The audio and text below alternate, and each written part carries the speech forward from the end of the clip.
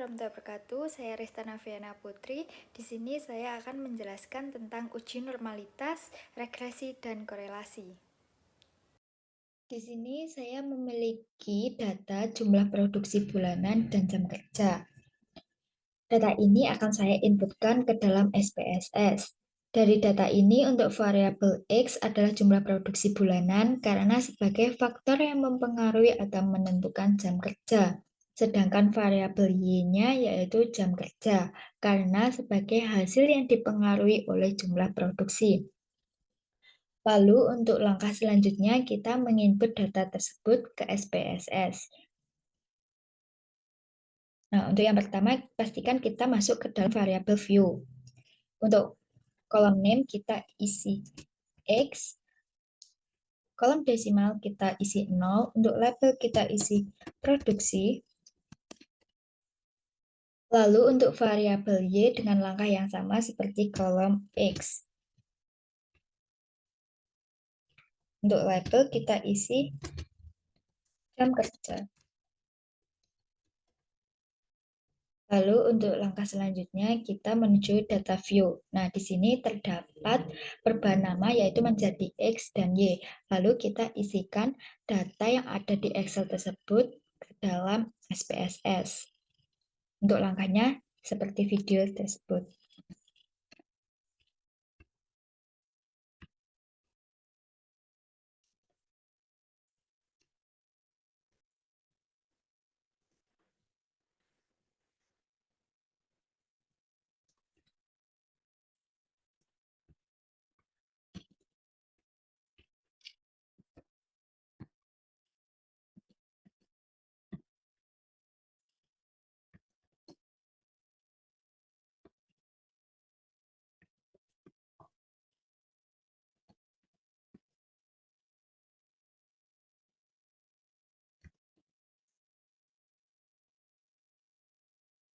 Nah, jika sudah terisi semua, lalu langkah selanjutnya yaitu kita klik tab analis, masuk ke regression, lalu kita klik linear.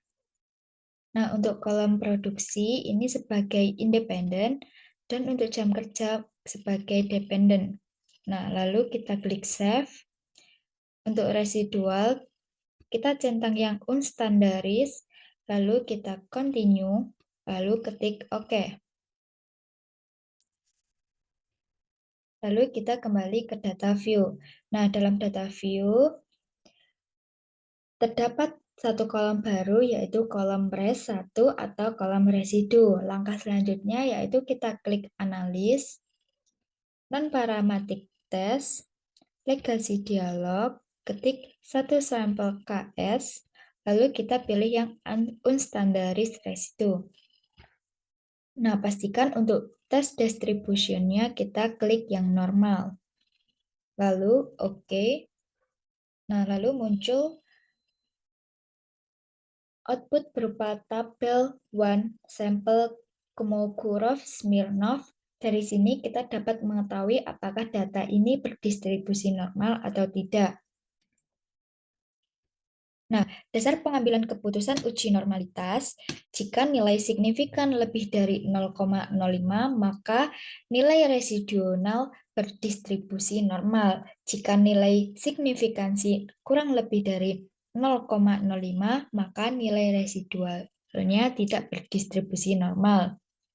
Jadi, kesimpulannya, untuk melihat signifikansinya, ini bisa dilihat dalam kolom asim sig 2 Thailand. Berdasarkan hasil uji normalitas diketahui nilai signifikansi 0,200 yang dimana lebih dari 0,05. Maka dengan ini dapat disimpulkan bahwa nilai residual berdistribusi normal. Nah, untuk selanjutnya kita menganalisis hasil output analisis regresi linear. Nah, di sini terdapat variabel entered atau remove yang menampilkan informasi mengenai variabel-variabel yang dimasukkan dan dikeluarkan dalam model regresi. Dalam model ini, kolom ini menunjukkan nomor model dalam analisis. Dalam hal ini hanya ada satu model yang dianalisis, yaitu model 1. Untuk variabel entered, kolom ini menunjukkan variabel-variabel independen yang dimasukkan ke dalam model. Dalam tabel tersebut, variabel produksi telah dimasukkan sebagai variabel independen. Kemudian variabel remove. Kolom ini menunjukkan variabel-variabel yang dikeluarkan dari model. Tabel ini menunjukkan titik, yang berarti tidak ada variabel yang dikeluarkan dari model. Kemudian untuk metode, kolom ini menunjukkan metode yang digunakan untuk memasukkan variabel ke dalam model. Metode enter berarti bahwa semua variabel yang dipilih dalam hal ini hanya produksi yang dimasukkan ke dalam model secara bersamaan tanpa eliminasi. Nah, untuk catatan di bawah tabel, yaitu ada dependent variable adalah jam kerja. Ini menunjukkan bahwa variabel dependen Y dalam analisis ini adalah jam kerja. Jadi, jam kerja dianggap sebagai hasil yang dipengaruhi oleh variabel independen. Kemudian yang B, all request variable entered. Ini menegaskan bahwa semua variabel yang diminta untuk dimasukkan dalam model telah dimasukkan. Dalam analisis ini hanya ada satu variabel independen, yaitu produksi. Nah, yang kedua yaitu tabel model summary, yaitu memberikan ringkasan statistik dari model regresi yang telah dihasilkan. Nah, untuk nilai R, ini menunjukkan koefisien relasi antara variabel independen dan dependen. Dalam analisis ini, variabel nilai R adalah 0,998 yang menunjukkan korelasi yang sangat kuat antara produksi dan jam kerja. Selanjutnya yaitu R-square. Nilai ini menunjukkan proporsi variabilitas dalam variabel dependen atau jam kerja yang dapat dijelaskan oleh variabel dependen produksi. Nilai R sebesar 0,995 yang berarti 99,5% variasi dalam jam kerja dapat dijelaskan oleh produksi. Ini menunjukkan bahwa model ini sangat baik dalam menjelaskan variabilitas data. Kemudian untuk adjusted R-square, yaitu nilai ini adalah R yang telah disesuaikan oleh jumlah variabel predikator dalam model. Dalam hal ini nilai adjusted R juga 0,995. Ini hampir sama dengan nilai R yang sebelumnya. Dan penambahan variabel tambahan tidak akan banyak mempengaruhi penjelasan variabilitas data. Yang selanjutnya yaitu STD error of the estimate atau standar kesalahan estimasi.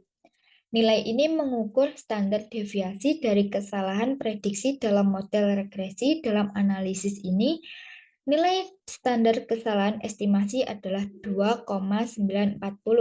Ini memberitahu seberapa baik model memprediksi nilai variabel dependen. Maka semakin kecil nilai ini, semakin baik modelnya dalam hal prediksi. Nah, untuk tabel yang ketiga yaitu tabel ANOVA. Ini memberikan informasi tentang seberapa baik model regresi cocok dengan data yang ada. Nah, dalam model ini, kolom ini menunjukkan nomor model dalam analisis, yaitu hanya ada satu model. Nah, untuk sum of square atau jumlah kuadrat yang dijelaskan dalam model regresi ini untuk regression, yaitu jumlah kuadrat yang dijelaskan adalah 11230,143. Ini menunjukkan total variasi dalam jam kerja yang dapat dijelaskan oleh produksi. Kemudian untuk residual atau sisa yaitu 51,857. Ini menunjukkan variasi dalam jam kerja tidak dapat dijelaskan oleh model. Kemudian untuk totalnya yaitu total jumlah kuadrat adalah 11282,000 yang merupakan jumlah dari variasi yang dijelaskan oleh model dan variasi yang tidak dijelaskan. Kemudian untuk DF-nya, Degrees of freedom, yaitu regressionnya derajat kebebasan untuk regresi adalah 1. Ini karena ada satu variabel prediktor, yaitu produksi. Nah, untuk residualnya, derajat kebebasan untuk residual adalah 6. Ini adalah total sampel dikurangi jumlah parameter yang diestimasi. Kemudian untuk totalnya, derajat kebebasan adalah 7. Kemudian untuk mean square atau rata-rata kuadrat. Nah, untuk regression, mean square untuk regresi adalah 11.230,143. Ini diperoleh dengan membagi sum of square regression dengan df regression. Nah, untuk residualnya yaitu mean square untuk residual adalah 8,643. Ini diperoleh dengan membagi sum of square residual dengan df residual. Nah, untuk F, nilai adalah 1299,371. Ini adalah rasio antara mean square request dan mean square residual. Nilai F yang tinggi menunjukkan bahwa model regresi secara signifikan lebih baik dalam menjelaskan variasi data dibandingkan dengan model tanpa variabel prediktor. Nah, untuk sig atau signifikansi, nilai signifikansinya adalah 0. Ini menunjukkan bahwa hasilnya adalah bukti kuat bahwa hubungan antara variabel independen, yaitu produksi, dan variabel dependen, jam kerja, tidak terjadi secara kebetulan.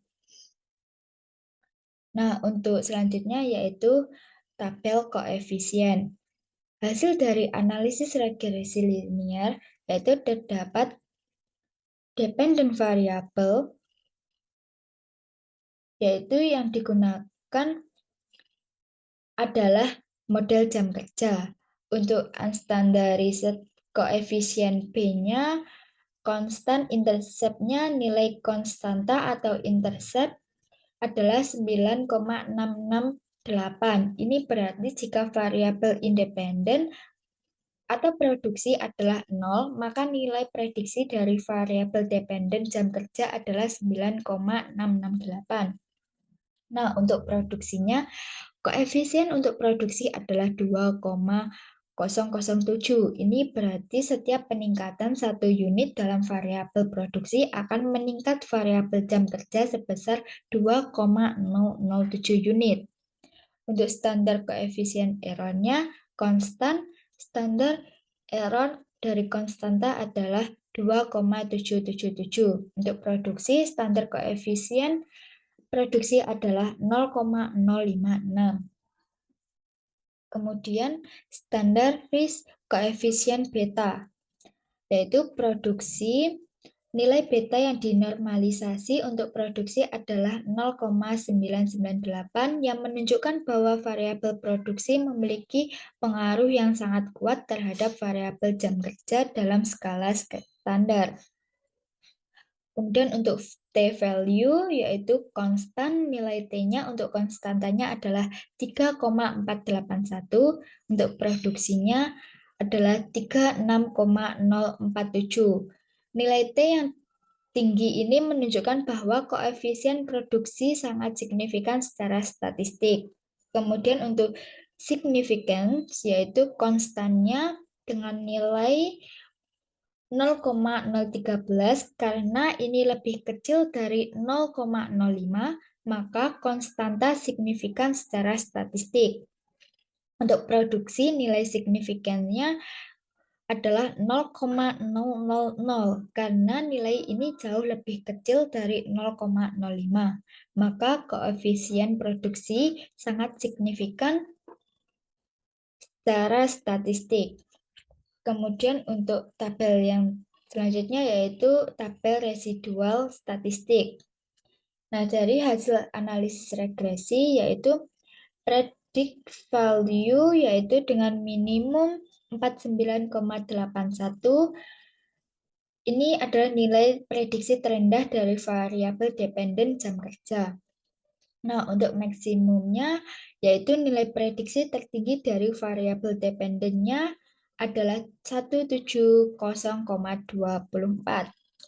Untuk min, rata-rata nilai prediksi dari variabel dependen adalah 102,50. Untuk standar deviation, yaitu deviasi standar dari nilai prediksi adalah 40,054. Untuk N atau jumlah observasinya adalah 8.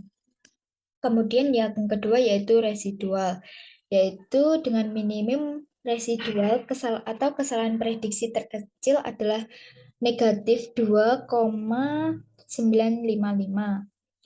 Kemudian untuk maksimumnya residual maksimum kesalahan prediksi terbesar adalah 4,901.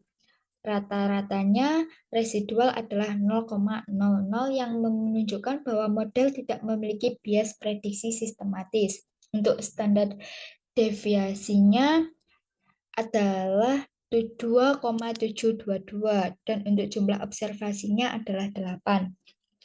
Kemudian yang ketiga, standar predicted value atau nilai prediksi standar. Untuk minimumnya nilai prediksi standar adalah negatif 1,315.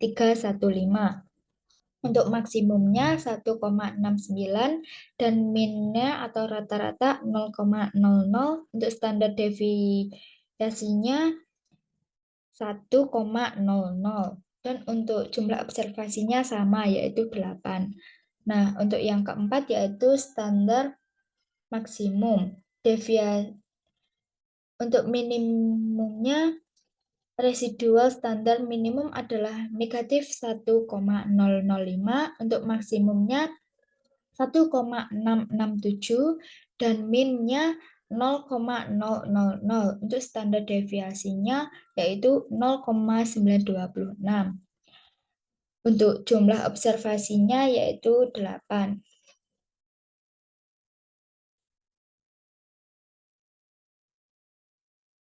Nah, untuk penjelasan tambahannya yaitu nilai prediksi ini adalah nilai yang diprediksi oleh model regresi untuk setiap observasi, dan residual ini adalah selisih antara nilai yang diamati dan nilai yang diprediksi oleh model. Nilai residual yang lebih kecil menunjukkan prediksi yang lebih akurat.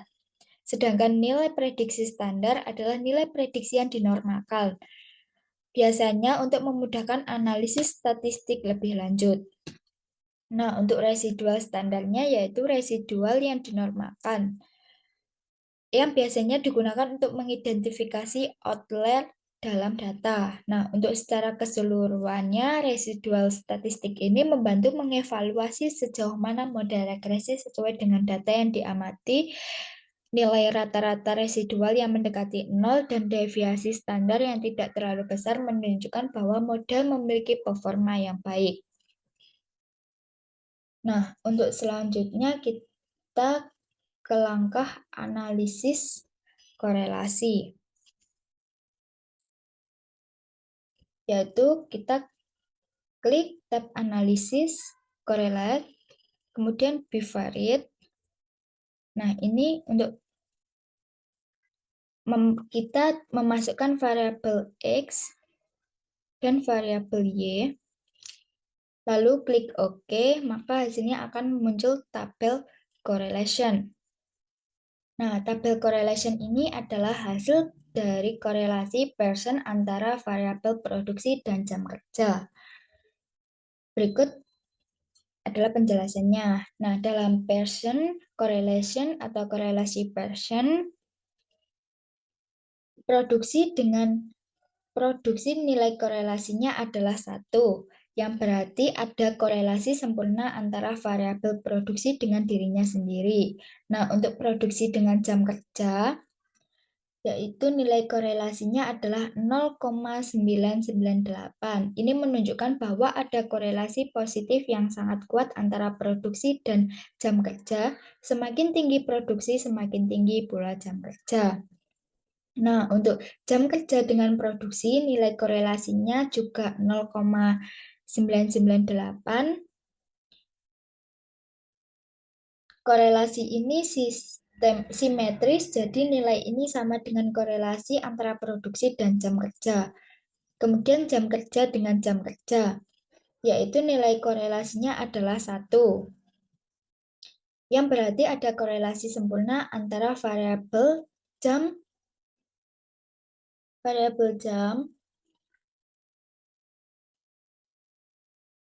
kerjanya dengan dirinya sendiri. Kemudian yang quintile itu atau signifikansi dua arah, untuk produksi dengan produksi tidak ada nilai signifikan yang perlu diperhatikan karena korelasi dengan dirinya sendiri terlalu sempurna. Nah, untuk produksi dengan jam kerja, yaitu nilai signifikansinya adalah 0,00. 0 karena ini lebih kecil dari 0,01. Korelasi ini signifikan pada tingkat 1%. Ini berarti ada bukti kuat bahwa hubungan antara produksi dan jam kerja bukan karena kebetulan. Kemudian untuk jam kerja dengan produksi, yaitu nilai signifikansinya juga 0,000 dan kesimpulannya sama dengan yang di atas. Kemudian jam kerja dengan jam kerja tidak ada nilai signifikansi yang perlu diperhatikan karena korelasi dengan dirinya sendiri terlalu sempurna. Kemudian untuk N atau jumlah observasi. Nah, untuk jumlah observasi untuk setiap pasangan variabel adalah 8. Ini berarti ada 8 pasangan data yang digunakan dalam korelasi ini. Nah, dalam kesimpulannya dari tabel korelasi ini dapat disimpulkan bahwa terdapat korelasi yang sangat kuat dan signifikan antara variabel produksi dan jam kerja. Nilai korelasi sebesar 0,998 menunjukkan hubungan yang hampir sempurna, yang berarti peningkatan dalam produksi hampir selalu diikuti oleh peningkatan dalam jam kerja. Dan sebaliknya, signifikansi pada tingkat 1% memperkuat keyakinan bahwa hubungan ini bukanlah hasil kebetulan. Sekian penjelasan dari video saya. Untuk kurang lebihnya saya mohon maaf dan terima kasih. Saya akhiri. Wassalamualaikum warahmatullahi wabarakatuh.